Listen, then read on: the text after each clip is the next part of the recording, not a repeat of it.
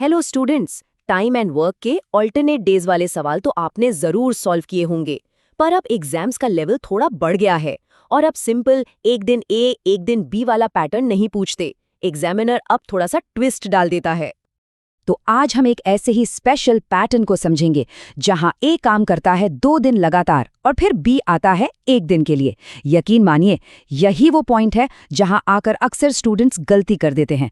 इसे बहुत ध्यान से समझना। तो चलिए शुरू करते हैं। देखिए, किसी भी टाइम एंड वर्क प्रॉब्लम की तरह हमारा पहला स्टेप जो इसकी नींव है वो हमेशा सेम रहता है, टोटल वर्क निकालना। सवाल में हमें दिया गया है कि ए अकेले काम को 24 दिन में कर सकता है और बी उसी काम को 30 दिन में। अच्छा, अब टोटल काम निकालने के लिए हम क्या करते हैं? हम इन दोनों नंबर्स का एलसीएम यानी लीस्ट कॉमन मल्टीपल लेते हैं। इससे हमें एक कॉमन वर्क यूनिट मिल जाता है, जिससे आगे की कैलकुलेशन आसान हो जाती है। तो 24 और 30 का एलसीएम हुआ 120। इसका मतलब हमारा टोटल वर्क हो गया 120 यूनिट्स।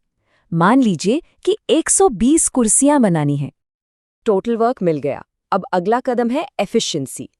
एफिशिएंसी का सीधा साधा मतलब है कि कोई एक दिन में कितना काम कर सकता है। तो ए के लिए हम 120 को 24 से डिवाइड करेंगे, ये आ गया 5। और बी के लिए 120 को 30 से डिवाइड किया तो ये आ गया 4। बिल्कुल साफ है, ए की एफिशिएंसी 5 है और बी की एफिशिएंसी 4 है। चलिए अब आते हैं इस सवाल के सबसे इंपॉर्टेंट और सबसे क्रूशियल हिस्से पर। नॉर्मल प्रॉब्लम्स में 2 डेज की साइकिल होती है, पर यहाँ पैटर्न बिल्कुल अलग है। मैं चाहूंगा कि आप 1 सेकंड के लिए पेन रोककर सोचिए कि यहाँ काम का पैटर्न आखिर है क्या। तो पैटर्न कुछ ऐसा है। पहले दिन ए आता है और 5 यूनिट काम करता है। फिर दूसरे दिन बी नहीं, फिर से ए ही आता है और अपने 5 यूनिट काम करके जाता है। और उसके बाद तीसरे दिन नंबर आता है बी का, जो आकर 4 यूनिट काम करता है। तो इसका मतलब क्या हुआ? हमारी एक कंप्लीट साइकिल अब 2 दिन की नहीं बल्कि 3 दिन की है। और इस 3 दिन में टोटल काम कितना हो रहा है?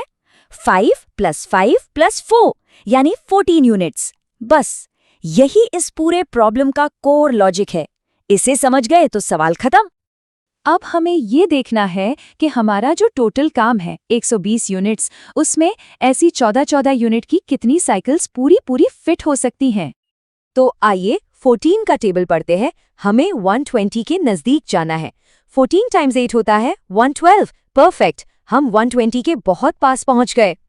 तो इसका मतलब 8 साइकिल्स पूरी हो चुकी हैं। अब अगर 8 साइकिल पूरी हुई तो दिन कितने लगे? हर साइकिल 3 दिन की है, तो 8 × 3 यानी 24 दिन बीत गए हैं और 112 यूनिट्स काम भी हो चुका है। ओके, अब आते हैं बचे हुए काम पर।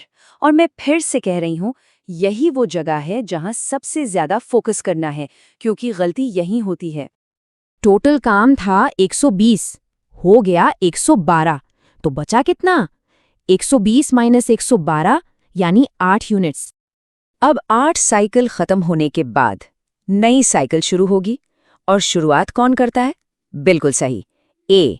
तो अगला दिन यानी 25वां दिन ए आएगा, अपने हिस्से का 5 यूनिट काम करेगा और चला जाएगा। काम कितना बचा? पहले 8 यूनिट बचा था, ए ने 5 और कर दिया, तो 8 में से 5 गया, अभी भी 3 यूनिट्स बाकी हैं। बस अब यहां ध्यान देना, ये सबसे क्रिटिकल पॉइंट है। काम बचा है 3 यूनिट। अब जरा सोचिए, अगली बारी किसकी है? पैटर्न को याद कीजिए, ए, फिर से ए और फिर बी। अभी नई साइकिल में ए ने सिर्फ एक ही दिन काम किया है, इसका मतलब अगले दिन फिर से ए ही आएगा, बी नहीं। यही तो कैच है इस सवाल का। तो ए को करना है 3 यूनिट काम, लेकिन उसकी एफिशिएंसी तो 5 है, मतलब उसे पूरा दिन तो लगेगा नहीं। टाइम कितना लगेगा?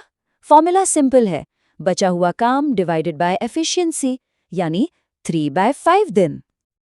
तो टोटल टाइम कितना हुआ? आइए सबको एक साथ जोड़ते हैं और फाइनल आंसर निकालते हैं। देखिए, पहले 24 दिन तो लगे 8 साइकिल्स के, फिर 25वें दिन ए ने पूरा 1 दिन काम किया, और आखिर में जो 3 यूनिट काम बचा उसके लिए ए ने लिया 3/5 दिन। तो हमारा फाइनल आंसर क्या बना? 24 + 1 + 3/5 यानी 25 3/5 दिन। देखा, अगर आपको ये स्पेशल AAB पैटर्न अच्छे से समझ आ गया तो इस एक्सप्लेनर को लाइक जरूर करें और अपने उन दोस्तों से शेयर करें जिन्हें इसमें कंफ्यूजन होती है। अगर आपको ये वीडियो पसंद आई हो तो एक छोटा सा लाइक जरूर कीजिए। ऐसे ही इंफॉर्मेटिव और फन वीडियोस के लिए चौतुका ज्ञान चैनल